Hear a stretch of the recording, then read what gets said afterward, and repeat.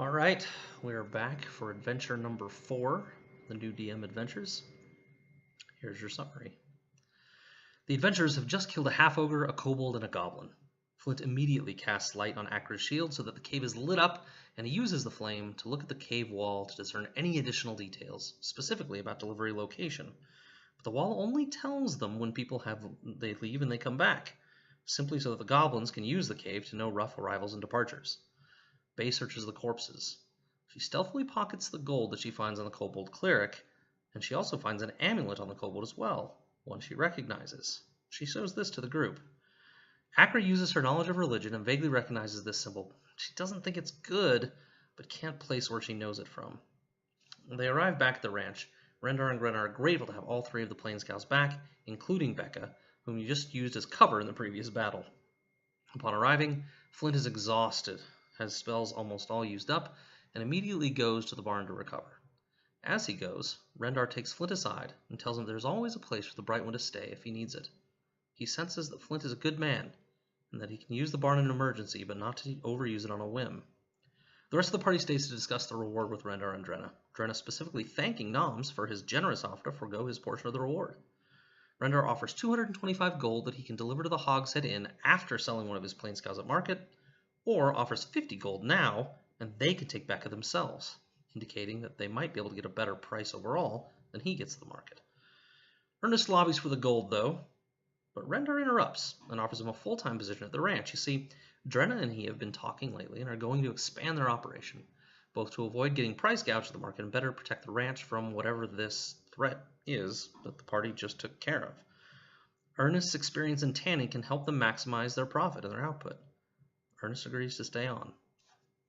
After accepting this offer, though, Ernest takes Willow aside and talks to her about trust, telling his own story of falling on hard times, how he was betrayed by his wife and it took him a long time for him to trust anyone again. It ruined his relationship with his sons, ruined his shop, and it nearly ruined him altogether. Only recently has he regained respect in the community, and it's all because he learned to let people in again. He warns her that if she insists on mistrusting everyone, it will be a long, lonely life with her sister only. Willow seems to take the information partially to heart, but questions Ernest's choice to stay. She finds it suspicious that he would give up on his hope of finding his sons in Amon. He expresses that it was but a dream, that an old man like him finding his sons far away in a far-off city is nothing more than a fantasy, and this new community that Rendar is forming could be his new family.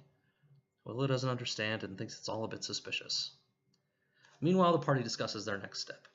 Bay, Willow, and briefly Akra consider taking their portion of the money and leaving immediately, but are convinced by the party, and frankly a nervous DM, that it would be safer for them to stay.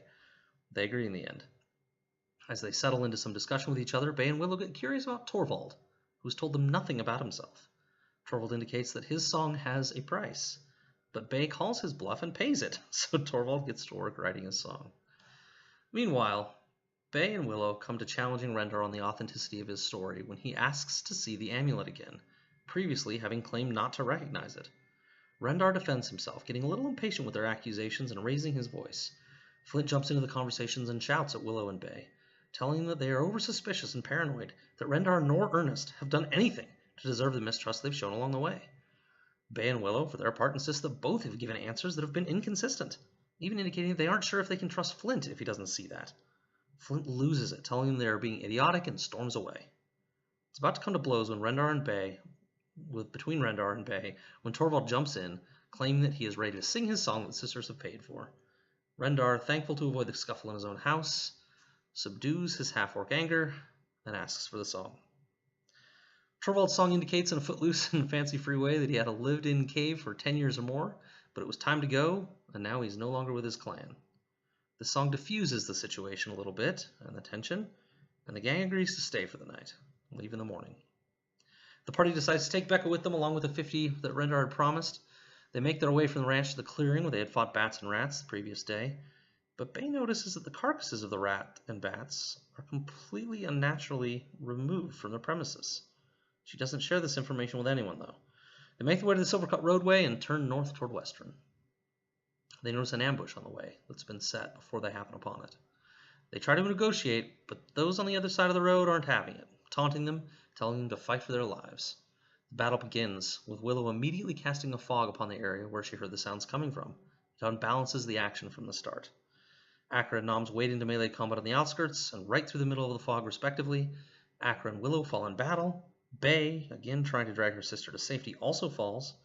Torvald heals Willow, then Akra being healed, heals Bay, and the bandits slowly fall one by one, mostly undone by the fog, their range attacks falling harmlessly as they can't see and are forced to reveal themselves. Just as the battle is finishing, one of the unconscious guards is recognized by Akra as having the same blue tassel on his spear that Noms has. Interesting. See you soon.